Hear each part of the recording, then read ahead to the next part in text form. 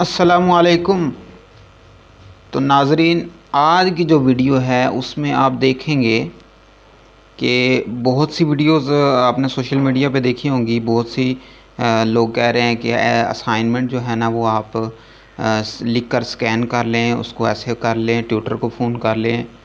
सारी बातें जितनी भी हैं, ये सारी की सारी बातें, इसमें कोई सदाकत नहीं है।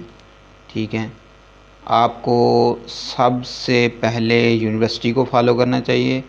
अल्लामा इकबाल ओपन यूनिवर्सिटी की मेन वेबसाइट पे अगर जाएं, आप वेबसाइट पे जाने के बाद आप यहाँ असाइनमेंट के ऊपर क्लिक करें।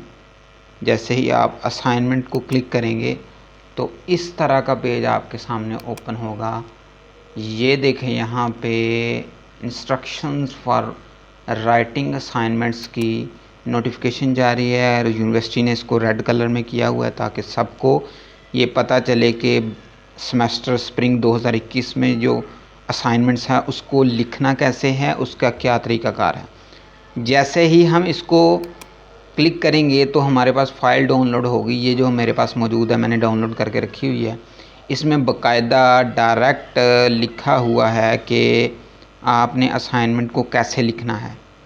तो फर्स्ट लाइन पे मैं उर्दू में पढ़ के सुनाऊंगा आपको कि ये हिदायत है एसोसिएट डिग्री, ये एसोसिएट डिग्री इन कॉमर्स उनकी है, BS, BEd, MA, MSc, MPhil और पीएचडी की।